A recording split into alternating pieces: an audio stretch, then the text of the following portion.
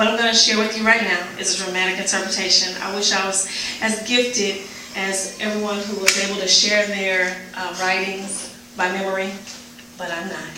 So we're going to take me as I am, but do know that everything that I'm offering you tonight is a piece of me, so enjoy.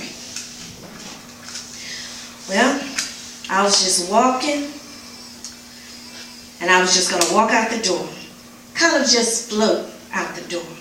No drugs, no alcohol, just numb from it all. I just wanted to just stop it all. I would have just floated out the door, not worried about my children's future, their needs, not even where I go or even what I eat. I put my babies down for a nap and then I went down to clean the kitchen. I cried as I leaned over the stove. This is a horrible life. It is not an honorable life. I would never tell my children to live like this. I would never tell anyone to live like this.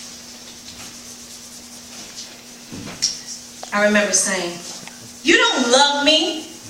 This hurts too bad for you to love me." And if this is love, I don't even want love. I don't want love from you if this is what love feels like. I cried as I melted down the front of the stove. He said, "I don't want this for you."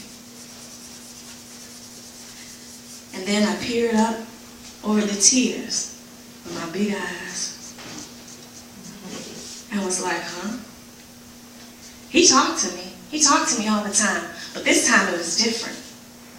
Usually he gently coaches me. This time he was pleading with me. He said, "I don't want this for you."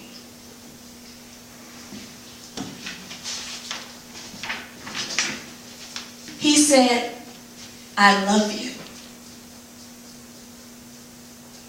He said, "You asked me for strength, and I gave it to you." He was right. That's what I asked him for. I asked him for strength, and he gave me because all I really wanted to do was survive. I just needed a little bit, a little bit, a little bit. That's what I asked him for.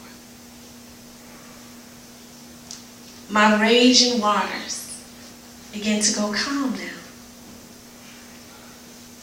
The master surgeon was doing open heart surgery on me on the nasty, dirty kitchen floor. And I do mean floor and not floor. He said, "I love you so much." He said, "I did what you asked me to do." And I told him, I said, "What will they think? What will they think? Well, I wouldn't be able to be in leadership. What will my pastor think? Because 50% of them fail."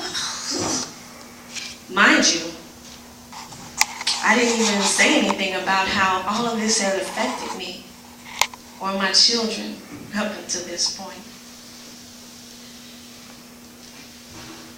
He said, "You will talk to the pastor, and if his God is your God, he will say what I'm saying.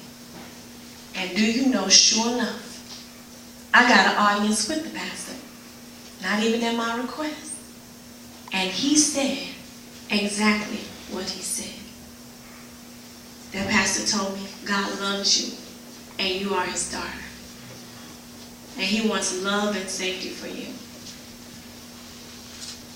That was the beginning of the renewal of self and the new adventure of love with my big daddy.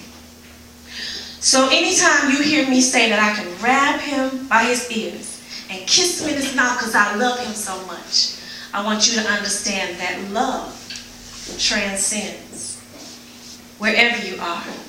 And love is to the core and heals every time. My big daddy.